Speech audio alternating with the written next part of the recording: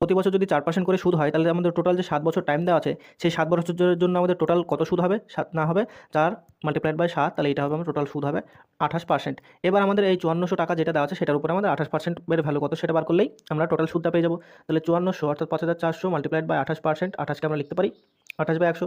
উপরে দুটো শূন্য, নিচের দুটো শূন্য যদি কাটি, তাহলে 54 মাল্টিপ্লাইড বাই 28। এবার এটা তোমরা গুণ করতে পারো, বা এখানে যদি আমরা ডিভিজিবিলিটি দিয়ে চেক করি, তাহলে 54কে আমরা লিখতে পারি কত? 6 মাল্টিপ্লাইড বাই 9। তার মানে আমাদের যেটা অপশন আসবে সেটা হচ্ছে 9 দ্বারা ডিভিজিবল হবে। তাহলে অপশনগুলোর ক্ষেত্রে যদি আমরা চেক করি যে কোনটা 9 দ্বারা ডিভিজিবল হচ্ছে, তাহলে সেখানে আমরা অ্যান্সারটা পেয়ে যেতে পারি। তাহলে এখানে দেখো, প্রথম অপশনের ক্ষেত্রে 1 + 2 হচ্ছে 3 আর 3 হচ্ছে 6, তাহলে এটা ডিজিট সাম হচ্ছে 6। 6 কখনো 9 দ্বারা ডিভাইড হয় না, তার জন্য এটা আমাদের অপশন হবে না। অপশন নাম্বার বি আছে 8 আর 3 আছে 11 আর 1 হচ্ছে 12, ডিজিট সাম হচ্ছে 12, তাহলে এটাও আমাদের 9 দ্বারা ডিভিজিবল হবে না। তারপরে 3 নম্বর অপশনের ক্ষেত্রে 7 আর 2 হচ্ছে 9, আর এক হচ্ছে 10 আর হাতের এক হচ্ছে 11, তাহলে এখানে হচ্ছে 11, এটাও 9 দ্বারা ডিভিজিবল হবে না। এবং লাস্ট অপশন যেটা আছে 2 আর 3 হচ্ছে 2 আর 1 হচ্ছে 3 আর 5 হচ্ছে 8 আর হাতে হচ্ছে 9, তাহলে এখানে আমাদের 9 আসছে, যেটা হচ্ছে 9 দ্বারা ডিভিজিবল।